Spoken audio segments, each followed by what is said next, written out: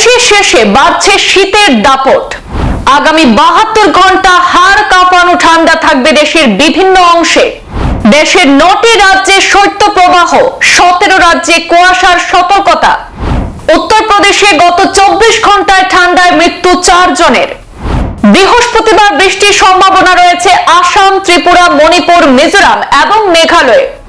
10 জানুয়ারি পর্যন্ত কুয়াশার দাপট চলবে এই সব রাজ্যগুলিতে। আবহাওয়া পরিবর্তনের সঙ্গে পাল্লা দিয়ে ক্রমাগতই পরিবর্তন হচ্ছে তাপমাত্রার। জম্মু কাশ্মীর এবং হিমাচল প্রদেশে তুষারপাতের জেরে উত্তর এবং উত্তর পশ্চিম ভারতে হু হু করে তাপমাত্রা নামছে। কোথাও কোথাও শৈত্যপ্রবাহের সতর্কতাও জারি করা হয়েছে। পাশাপাশি বেশ কয়েকটি রাজ্যে ঘন কুয়াশার সতর্কবার্তাও দিয়েছে আবহাওয়া দপ্তর। আজ বুধবার আবহাওয়া দপ্তর জানিয়েছে যে আসাম, ত্রিপুরা, মণিপুর সহ দেশের 9টি রাজ্যে শৈত্যপ্রবাহ চলবে।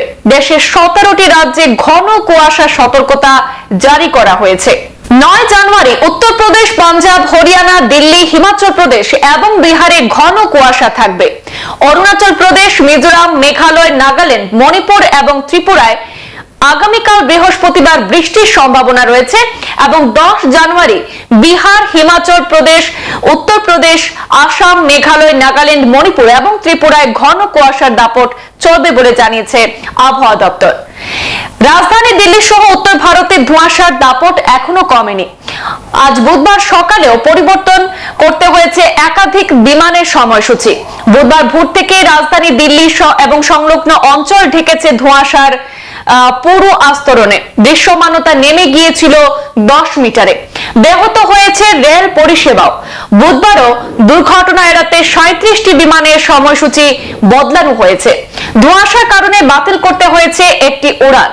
দিল্লি এবং সংলগ্ন এলাকায় ঘন কুয়াশায় কমলা সতর্কতা জারি করেছে আবহাওয়া দপ্তর এবং কুয়াশার দাপট চলবে আগামী শুক্রবার পর্যন্ত।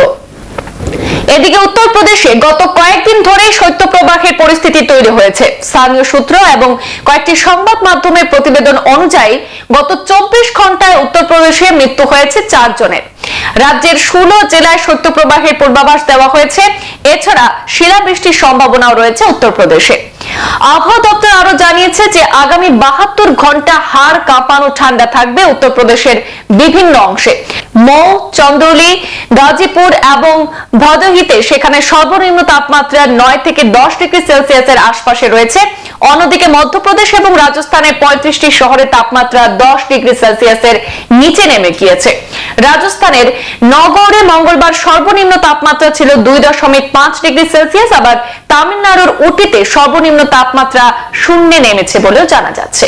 সংবাদ এই পর্যন্তই। পরবর্তী অন্যান্য আপডেট পেতে আমাদের সাথে থাকুন। ধন্যবাদ।